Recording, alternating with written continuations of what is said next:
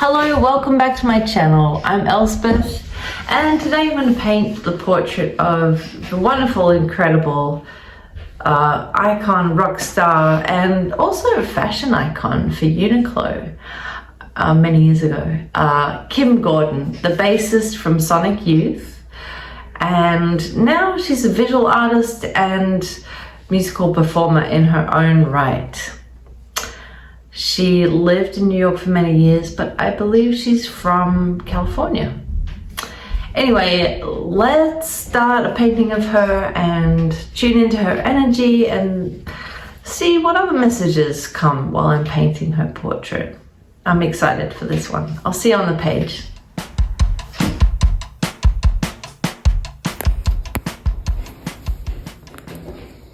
Okay.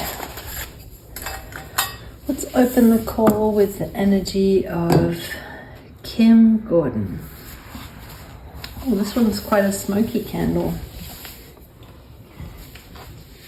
This candle is from Trader Joe's. It's called Can of Corn, scented candle with a sweet cornbread scent. And it looks just like their canned corn, but it smells wonderful. And I chose this one for Kim because it kind of reminds me of Andy Warhol, and I feel that she would appreciate Andy Warhol. I feel like there's some similar threads there. Okay, tuning into the energy of Kim Gordon. Let's go. Okay, my very first impressions. Oh, that was a funny noise.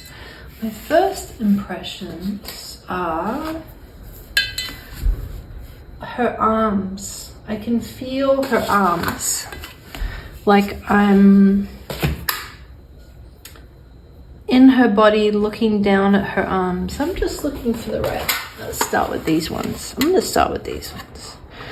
These feel like they were actually made around the time that she was born.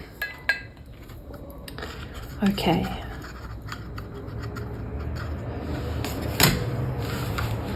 So the first visual I'm getting are Kim's strong arms. She's looking down at like her forearms, and they look like they would in present day, so it's like in her current age.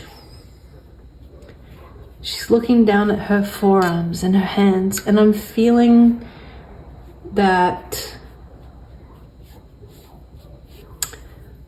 I'm seeing her as a mother. She's looking down at her arms, and I'm getting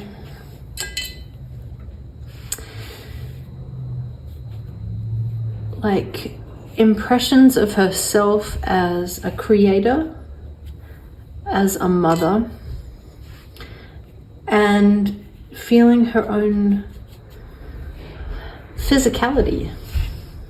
Those are the three things that pop out in this first scene.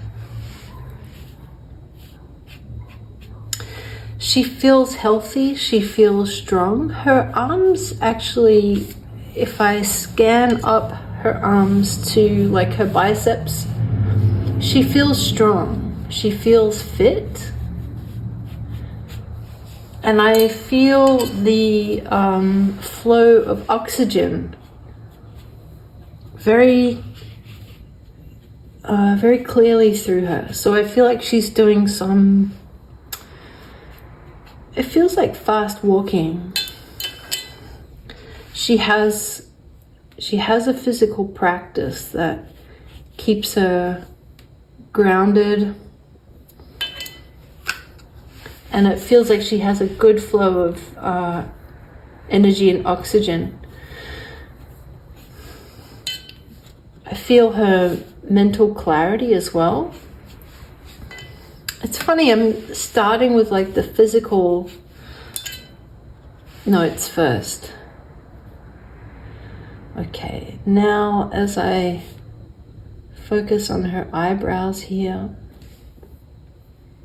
now I feel like I'm getting a bit deeper in. And I see a hatchback, feels like a white car. I heard Ford Corolla. I'm seeing a car in the 1980s. It looks kind of boxy. I'm seeing it from behind. It's almost like it reminds me of a Honda Civic, but it feels boxier, so I think it could be a different make. And it feels kind of like chalky, like white paint, like that's been a city car that has been exposed to the elements. And I'm hearing art school now. I'm seeing Thurston's scruffy back of his head, like red hair. And I can feel him like kicking his legs into the car, like jumping into the seat, and he's got like tight black denim. He's got his leather jacket on and like a black and white woolen scarf. And she's in the car and she's got like fingerless gloves and she's warming her hands up to the little radiator. And it feels like they're about 3 years into their relationship. And things are really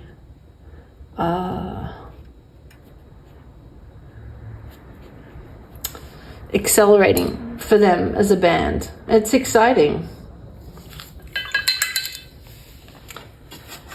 Okay, let me jump in here.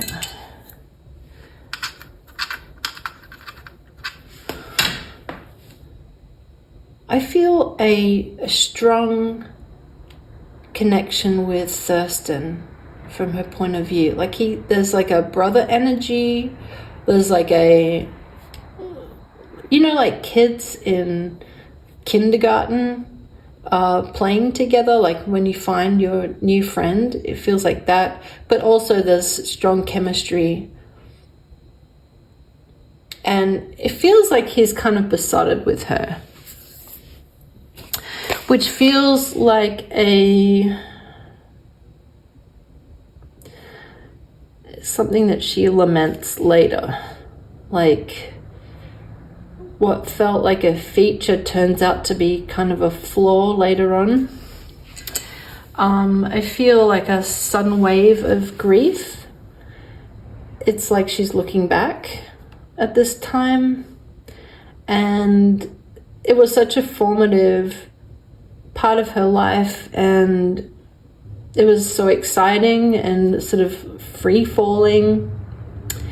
And I think because she didn't have too much invested in it, it allowed it to be like a runaway train, but that at some point she had to go back and reassess and recalibrate some discrepancies with plans that she'd set for herself that were tabled because of the sort of runaway success of the band, which she wouldn't take back for a second, but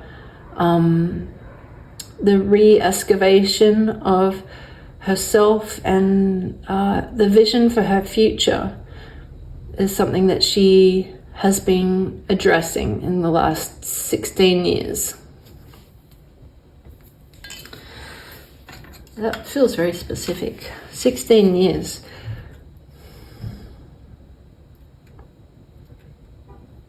That's like 2008, 2009, I think. Is that right?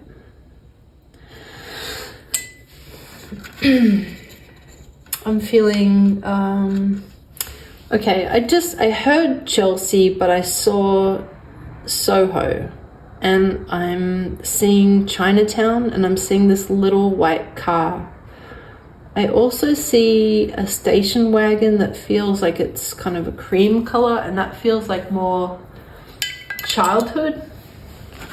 Let's switch palettes. Let's go into this one. And I'm feeling the presence of like siblings. It feels like a sister. I feel two boys. I feel like there's also like there's a bunch of like teenage kids kind of piled into the back here. And I feel like there's a brother, but there's a friend. There's like I'm getting a feeling of like a close community. I'm hearing the Beach Boys, sort of a vagabond nature to, it feels like the 70s. Now I'm seeing earlier, and I'm seeing like stripe. Sorry, I'm trying to keep up. I'm getting like comic book pictures and like movie posters, and also an early sort of cynicism and sense of humor. I'm feeling an appreciation pop up for, okay, there's the Beach Boys, there's Pee Wee Herman, there's Andy Warhol, there's a bunch of artists that I don't, it's like I'm hearing names, but I don't know who they are, but feels like fertile ground in her beginnings. Like it feels stable, it feels wholesome, it feels like there's freedom and sort of a lack of danger. Although in hindsight, it feels like there was actually danger, like, you know, turns out there was serial killers on the loose nearby where she lived, but she wasn't aware of it. But growing up, I feel like German cuisine, like farmhouse picnic kind of lunch. And there's a station wagon, and there's like 3 to 5 kids in the back, kind of teenage, like 15 to 19 years old, and pretty cool parents. And that is then transferred to a bitter cold in Chinatown, and this white little hatchback, and there's Thurston, and I hear the sound of a roller door, like to a garage space, but it's not a garage space, it's like a studio space, like a warehouse. That's it, warehouse space. And it's like that screeching and very heavy, loud sound of like the roller door and the screech of like a rusty iron sort of gate thing you have to pull aside to get into the space. It feels very cold. It feels like this is both like an art space, but a practice space too. I'm hearing the echo of drums.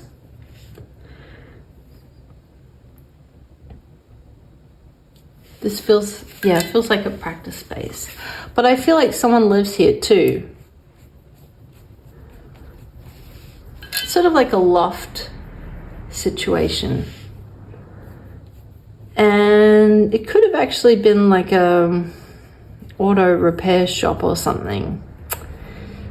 But I don't see, it has that same sort of vibe, but I'm not seeing like the dugout sort of ditch part where they check underneath the car. So I'm just sort of describing the scene, the sense.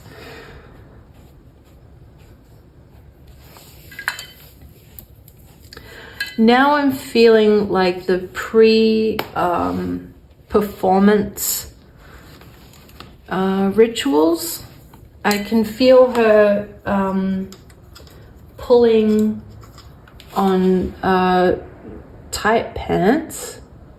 They feel like they're sort of denim.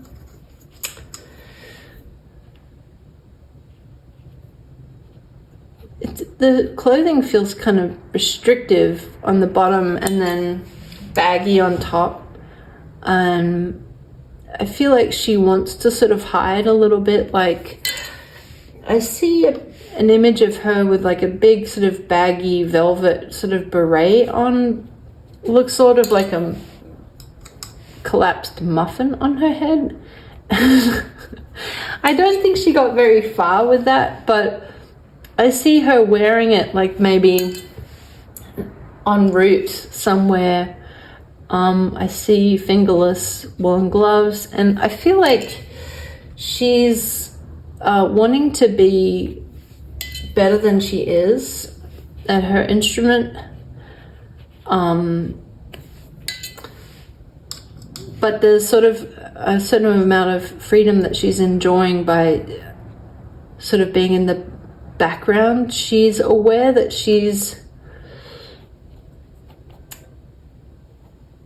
there's a performative aspect to this that she likes, because she's able to express a different part of herself than her sort of more serious aspirations that come with what feel like a lot of guidelines in the art world. This feels like a departure that is still fueling her. It's actually feels like she's able to access the origin of her artistic impulses without the pressure of being particular about the final form, like the way that she would be with visual art. Like she doesn't feel like her identity is too wrapped up in this at all. The success takes her by surprise. It's kind of shocking, and in a way she wonders how she's going to be able to, I don't know, it's not, she doesn't feel, some people really like try really hard to be in her position, and I think that's why she's able to just cruise in so easily, because this wasn't at all something she prayed for in any way. It sort of fell into her lap, and you know, it seemed really easy and fun, and before she knew it, she's sort of on this traveling circus show. Let's clarify this a bit. Then she starts to find her people and find her friends sort of in the shadows. And this is what feels like the glue. She starts to find, it feels like an underground network. And I'm seeing Kathleen Hanna. I see Courtney Love as like feels like a big question mark. And I hear like, is she deranged? But then I feel like later in life she has more of an understanding and compassion for her, but there's still a question mark, like, is she deranged? There's a practicality about Kim that I'm picking up that is a desire to understand the functionality. So taking abstract concepts and it's like an enjoyment and a pleasure in breaking them down into the precision and the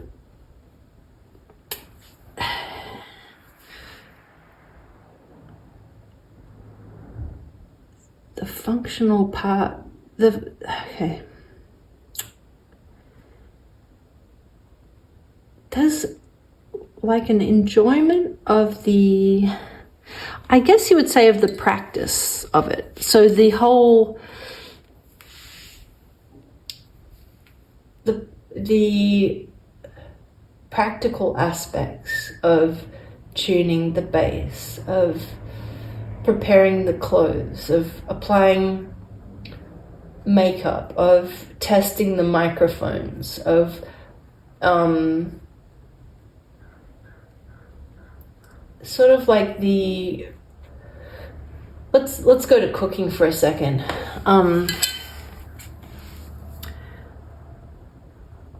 Of some understanding the magic.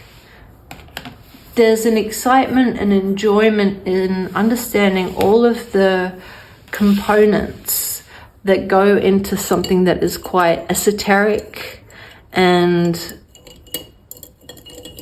you know, deconstructing something very abstract and emotional into a cerebral sort of, not formula, but yeah, there's something in the different components. I also see her kind of nerding out over different sounds and foot pedals.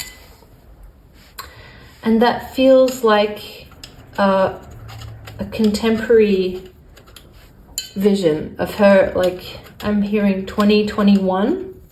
I'm also seeing 2026 and 2028. And I see the word Berlin, and I feel like there's like black leather, indigo, playing more sort of with lights, and there's like, I heard like installation pieces.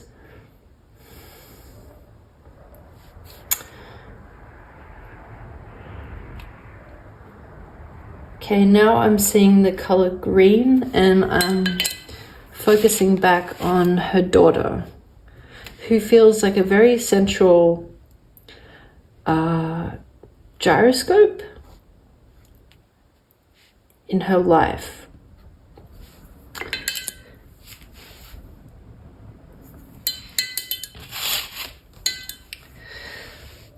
She loves the way that her daughter assembles, let me get this straight, assembles components in her life and moves through them. There's a way that her daughter has in her modality of living. That's a funny sentence. There's a way that her daughter lives her life that Kim just marvels at. There are things that her daughter understands without having to experience them firsthand. It's like via osmosis, her daughter just already has a grasp on fundamental concepts and values on her own. And she just,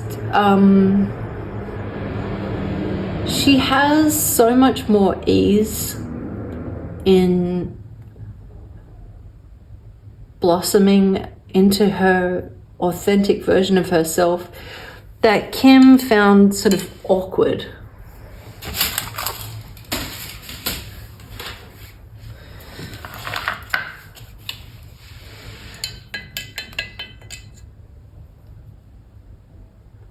I feel that she's having to do some rapid fire, like,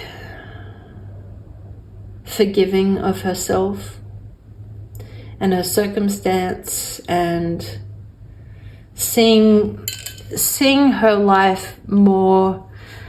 I see that her book was very helpful in compartmentalizing chapters of her life, and just doing that as an exercise felt very liberating.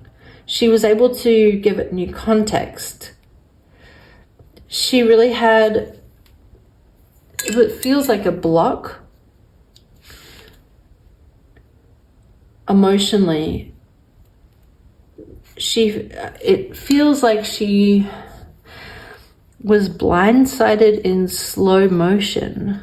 Does that make sense? When it came to Thurston, it feels like she allowed this part of her life to just get carried away. And it felt like all indicators at the time were pointing to a yes, like this was all positive.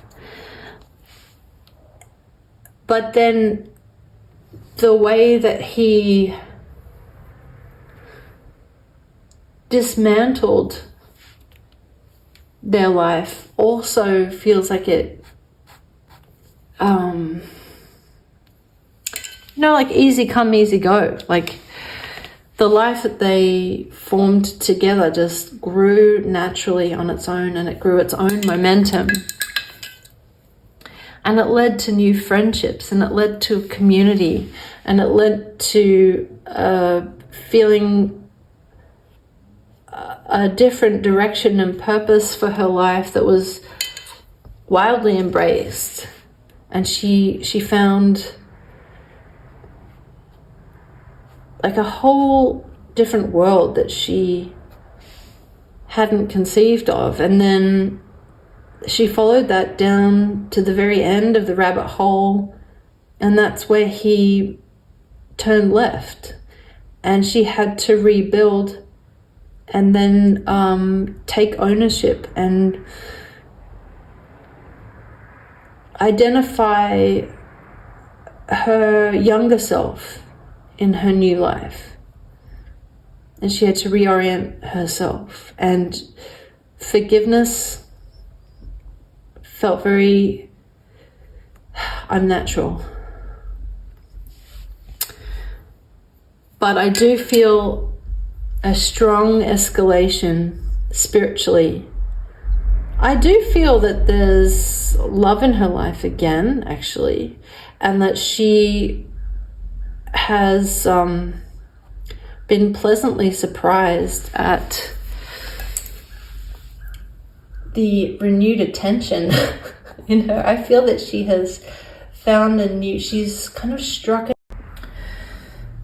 a new chord. I just realized that the camera was over this way the whole time. I apologize for that.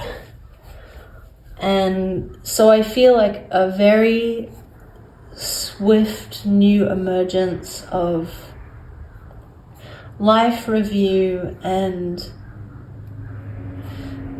blanket forgiveness. I see her in leather pants, and I see her experimenting and playing with foot pedals, and I feel her in command of a large audience, holding court, and I feel her really making up for lost time and expressing herself with her art. And her daughter feels sort of like a parental figure. Her daughter has this stability and maturity that is, they're symbiotic, they balance each other in many ways. You know, Kim is the wise parent, is the leader and the steward for sure, but in other ways her daughter has helped her to forgive Thurston and to have compassion for herself, and a lot of that has come in the reinvention of her artistic pursuits and her new lease on life and a new career. And old friends and new experiences. Phew, there I got it all out.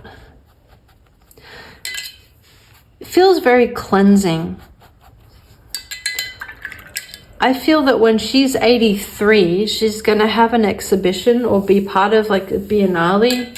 I feel like she's going to have an installation at the MoMA. There's something coming and she hasn't even peaked yet, but she's riding a new wave that is continuing to carry her.